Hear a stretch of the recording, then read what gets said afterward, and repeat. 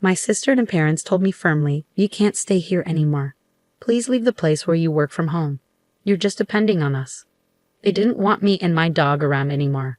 I felt like they were finished talking about it. I answered, "If that's how you feel, then I'll do what I want," already thinking about my next moves. Let me tell you about myself. I'm Le, a 41-year-old woman who works as a freelance web designer. I can work from anywhere because of the internet and my home office setup. I like having my own space and being able to choose my own schedule, but things changed 5 years ago when my parents showed up at my house without warning. When they arrived, they started looking around and hinted at big changes. "Your house is big, Lisa," my mom said, glancing around. "It seems like we could live here too, especially with that spare room," my dad added. They seemed to think they could move in with me without even asking, but I never wanted to live with them, and I told them so. "Wait a minute. I don't want to live with you," I said, surprised by their suggestion. "What are you even talking about?" My dad got really mad and snapped back at me. "You've basically taken control of this house, claiming it was from your Uncle Michael, and now you're acting like it's yours. You're sinking pretty low." I tried to explain the truth, saying, "I didn't just take it. I talked to Uncle Michael, and he agreed to give it to me." But my parents were already set on moving in.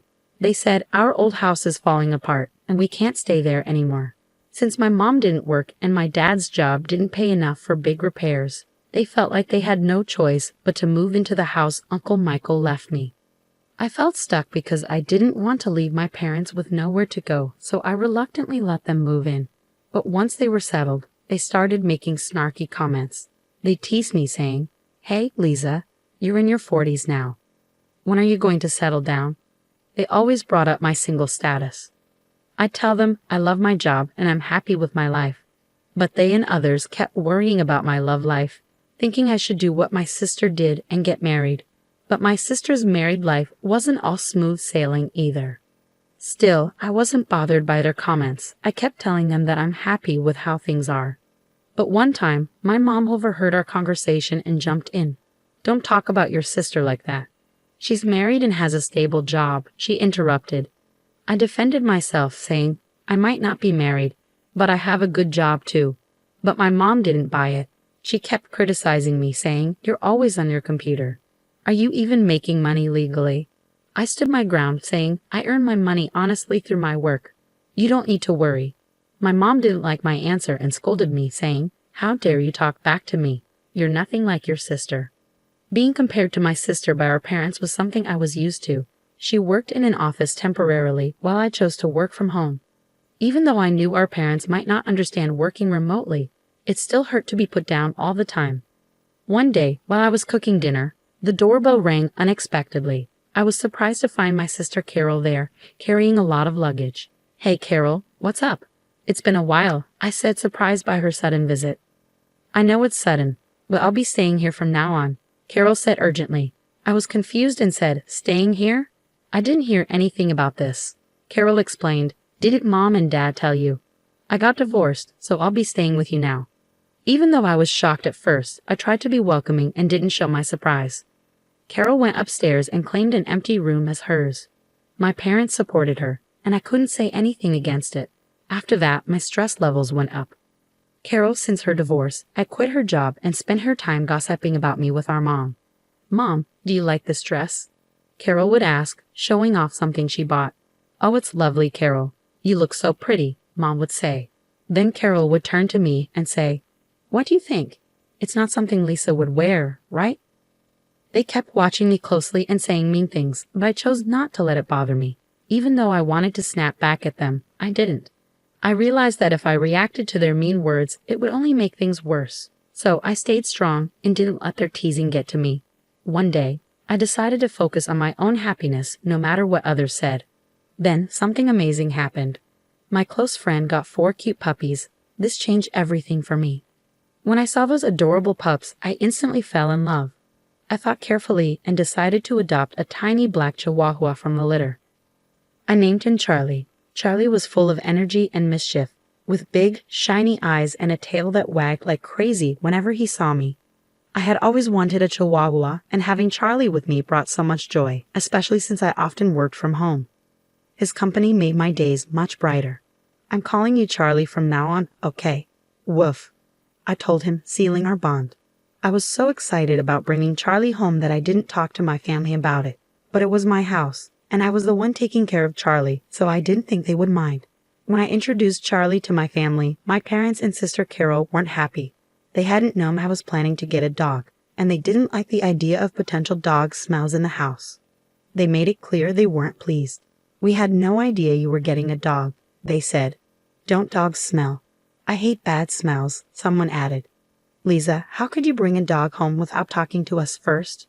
They scolded me. Despite their complaints, I stood my ground. It's my house, and I felt Charlie and I needed each other. Having him here makes me happy, and that's what matters, I said firmly. I hope they'd soon see Charlie the way I did. I explained that Charlie wasn't just any dog, he was a gift from a friend. Plus, I was the one paying for everything Charlie needed, so they didn't really have a reason to complain. What I choose to have in my house is my choice. I added firmly, if you're not happy, you're welcome to leave. At first, they were clearly annoyed and upset. But within a few hours, something amazing happened. Charlie's cuteness won them over completely. They couldn't stop playing with him, saying things like, "Aren't you adorable? Are you moms, dads, or sissies? Look over here, sweetie." It was like their frustration had vanished. My whole family fell in love with Charlie, and his presence changed their attitudes completely. From then on, our house was filled with love for Charlie. Because of him, the tension between me and my family eased, and we had peaceful days together. But as life goes, something happened that disturbed our peace. While I was out running an errand, my sister Carol called me urgently. She sounded upset and said, "Come home now." Surprised by her urgency, I asked her what was wrong. She angrily explained over the phone. "It's not what happened, it's what Charlie did. He peed on my clothes. What if they smell?" I tried to reassure her, saying just wash them quickly, and they'll be fine. Plus, isn't it your fault for leaving your clothes on the floor? Carol shot back, "What? It's my fault. It's your lack of training that's the problem." I sighed, realizing it was a small issue. "Calm down, Carol. Charlie is still a puppy. If you take him for a walk, he won't go in the house." "Weren't you planning to walk him today? Did you actually do it?" I had planned to take Charlie for a walk later that day, but I didn't realize it would cause such chaos in my family. The problem was that I hadn't properly trained Charlie, our beloved dog, and now we were facing the consequences. When I got home, I could feel the tension in the air. My sister Carol was clearly angry and immediately confronted me. She had already told our parents about what happened, and they were also looking at me with disapproval as Carol's clothes lay on the floor, stained. Carol, upset, threw the dirty clothes at me. "You're paying for the cleaning," she said angrily. "Why should I pay?" I argued. "You didn't take him for a walk and left your clothes all over the floor." My parents quickly joined in, urging me to take responsibility. "Lisa, shouldn't you apologize to Carol?" they suggested. "This mess happened because of Charlie." As they continued blaming me, I couldn't help but defend Charlie. "Can't we cut Charlie some slack? Puppies make mistakes just like babies," I argued. But my family was set on blaming both me and Charlie. "This is all because of that dumb dog," my sister snapped again. "Lisa, you're lucky you didn't get married. You probably couldn't even raise a kid properly." Her words stung, and I grew frustrated. "How can you say that?" I protested. "If you had taken him for walks and kept the house clean, none of this would have happened." My sister had had enough. She pointed at me and said, "I'm done with this." Things had gone from a simple pet accident to personal attacks, showing there were bigger issues within our family. Despite the tension, I knew it was important to stay calm and talk things through, focusing on training Charlie and improving communication within our family. Her words hit me hard. "What?" I said, shocked. "Did you really just say that?" I'm standing my ground, my sister said firmly. "We don't need someone like you here, wrecking our home," she continued, her words cutting deep, especially since she knew I didn't have a job at the moment. I was stunned. Didn't they realize I was the one paying the bills? As I stood there, shocked by my sister's hurtful words, even my parents sided with her. "You should leave, Lisa. Your presence only makes things worse," they said, echoing her sentiments. I couldn't take it anymore. "You're all bringing bad luck. Just go," we all shouted together, the tension thick in the air. "That's it. I've had enough," I finally said. "If this is how it's going to be, fine." With that, I took charge. I quickly packed my things and left the house with Charlie wrapped in a towel. Revenge crossed my mind, but I knew this wasn't the end. A few days later, as I expected, my sister called me in a panic. "Lisa, help. What's going on with the house?" she asked, sounding anxious. Intrigued by this new development in our family drama, I asked, "What happened? Why do we have to leave all of a sudden?" "We've been told to leave by the end of this month," she said, sounding stressed. It hit me hard, and I couldn't help but wonder if this was a lesson for my family about being more compassionate and understanding. "Why do we have to leave all of a sudden?" Carol asked, her voice shaking with confusion. "I've decided to sell the house," I told her firmly. Carol froze, clearly shocked.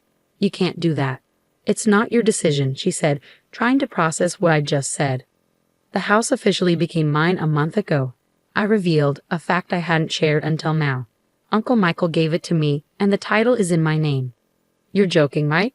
Carol's disbelief was clear. "Even if Uncle Michael transferred the title to you, you can't just sell the house like that." "I get your concern," I said, trying to reassure her. "But after you told me to leave, I talked to Uncle Michael. He confirmed that the house is mine now, Carol. He told me to do what I think is best and suggested I distance myself from the family as soon as possible." Carol was shocked, struggling to process this news. "Seriously," she muttered. As we talked, I suspected my parents might be listening in on the conversation. Sure enough, they soon chimed in. "Come on, Lisa, think about what you're doing. We have nowhere else to go," they said, trying to appeal to my sense of family loyalty. "You can't do this to your own family.